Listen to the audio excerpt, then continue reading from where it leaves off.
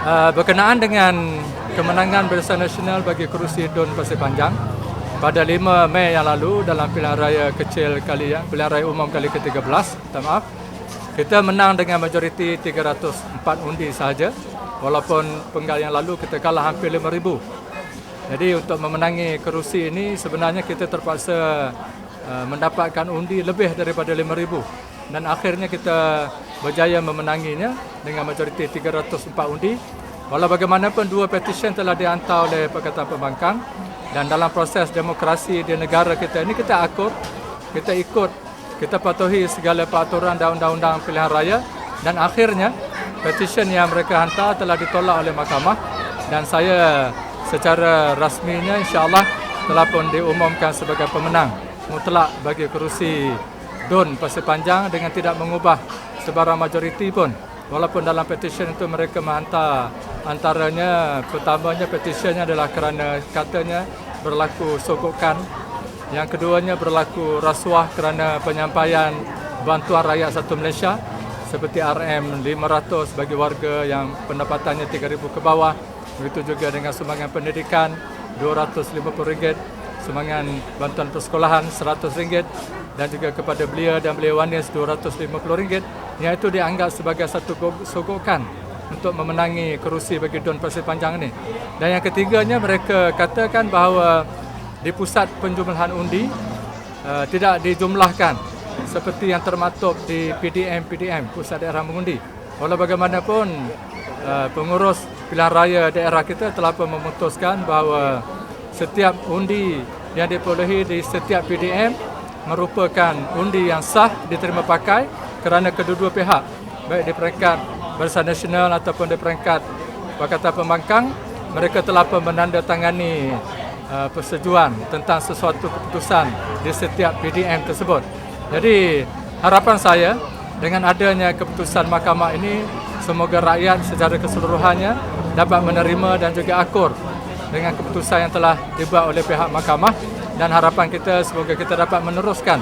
khidmat bakti kepada rakyat dan masyarakat kerana walaupun ada sedikit gangguan sewaktu petisyen itu dihantar, tapi kami di peringkat pentadbiran kepimpinan DUN Pasir Panjang kita tidak menanti keputusan penuh petisyen ini kerana kita terus setelah 5 bulan 5 itu kita diisytiharkan sebagai pemenang, kita terus bekerja turun padang membantu rakyat dan juga masyarakat untuk membela nasib mereka di setiap pelosok kampung, kota maupun desa. Saya kira oleh kerana proses pilihan raya telah berlaku begitu telus, begitu adil dan juga mengikut sistem dan juga peraturannya yang tersendiri, maka sudah pastilah dengan keputusan yang telah dicapai ini, harapan saya semoga setiap individu yang berada dalam DUN Pasir Panjang dan juga pengikut atau pecinta demokrasi di negara kita ini supaya kita menerima pakai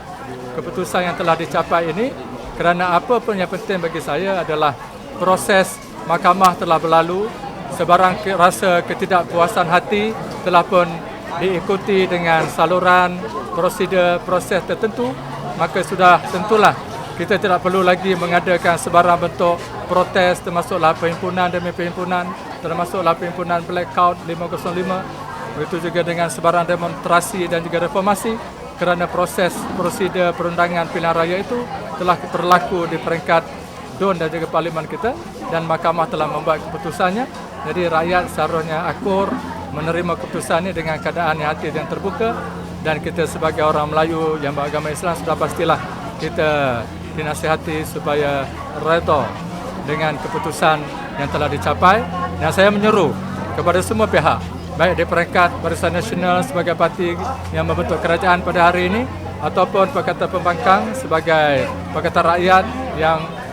merupakan peranannya sebagai pembangkang, marilah kita mengambil semangat Aidilfitri dan juga Ramadan yang baru saja berlalu untuk kita